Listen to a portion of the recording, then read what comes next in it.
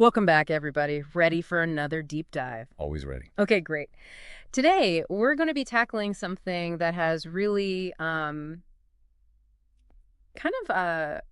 guess you could say fascinated people for centuries, Yeah. and that is fasting. Okay.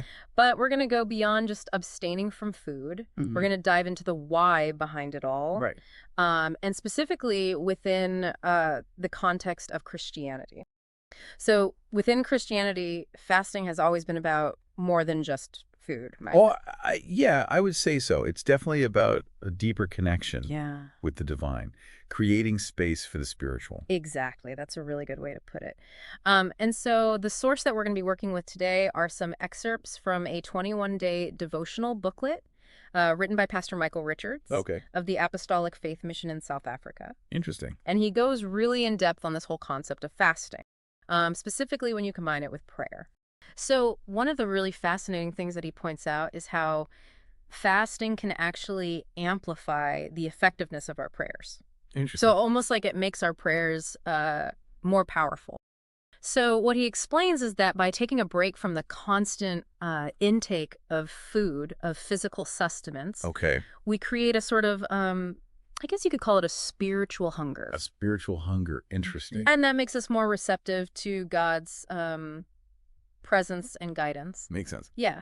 He actually connects this to a passage in the Gospel of Matthew, where Jesus says, "Blessed are those who hunger and thirst for righteousness, for they will be filled." Oh, yeah, powerful. Really powerful quote. Yeah. But what I think is really interesting about that is how it highlights the intentionality behind fasting. Right. It's not just about deprivation. Yeah. It's about actively seeking that deeper connection. And I guess you could say that yearning, that spiritual hunger for righteousness, actually opens us up to receiving God's grace in a more profound way. Yeah, opens us up. Exactly. Yeah. So we're intentionally creating this spiritual hunger, but how does that actually tie into breaking free from, all those worldly distractions that we all struggle with? Um, yeah, that's a good question. It's almost like, I think about it like a reset button Okay. for our minds and our bodies. Okay. Because think about it, in the modern world, we're just like bombarded, right? Yeah. Food's everywhere. We're constantly on technology. We're just taking things in. It can dull our spiritual senses. It's like our spiritual taste buds are just like overloaded. Exactly, Yeah. overloaded, yeah.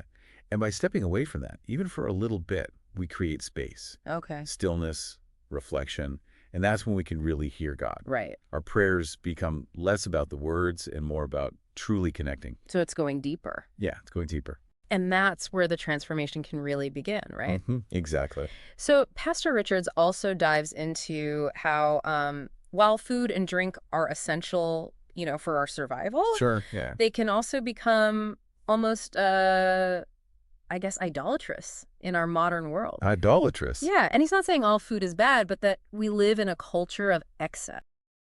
Like we're constantly bombarded with messages. Absolutely, yeah. What to eat, how much, where to go. Yes. Yeah, it can easily become a focus. And that can crowd out space for spiritual growth. Yeah, it can. So it's almost like fasting is a way of hitting the pause button on that constant consumption. Yeah, taking a step back. Yeah. Yeah. And sort of reevaluating like, okay, what is my relationship with food? Mhm. What is my relationship with all these things that I'm taking in? Yeah. And honestly, it's not just food, right? It could be anything that's taking up too much space. Oh, yeah, I see what you're saying. Yeah, and hindering our growth. So like what kind of things are you thinking of? Well, I mean, think about it. Information overload, right? Yeah. Social media, entertainment, Yeah. all these things can be good in moderation, but But when we let them consume us. exactly, Yeah. they become barriers. Barriers to experiencing the fullness of God's presence. Exactly. That makes a lot of sense. It's almost like we're trying to listen to a quiet whisper in a room full of noise. Yeah. Yeah, that's a good analogy. And fasting is like turning down the volume. Nailing down the volume, yeah, So we can hear what God is trying to tell us. exactly.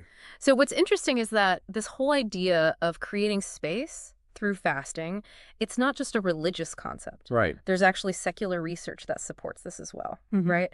Studies have shown that practices like mindfulness and meditation and even digital detoxing Yeah. have tangible benefits, for our well-being, our mental and emotional well-being. Hmm. And and they help us break free from those ingrained patterns of overconsumption and create space for introspection and deeper connection. Yeah, that's great. So it's not just this religious thing, it's something that resonates on a human level as well. All have that need for stillness and reflection, a break from the noise. Yeah, absolutely. We all do.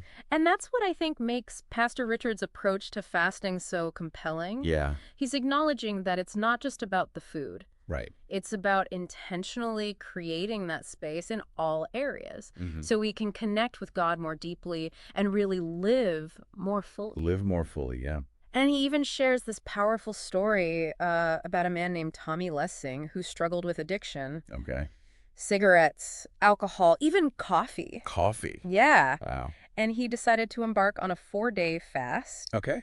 And despite the initial difficulty, Oh, I bet. he actually experienced a breakthrough. Okay, yeah. Yeah. The cravings lessened, and he felt this sense of clarity and willpower he hadn't felt before.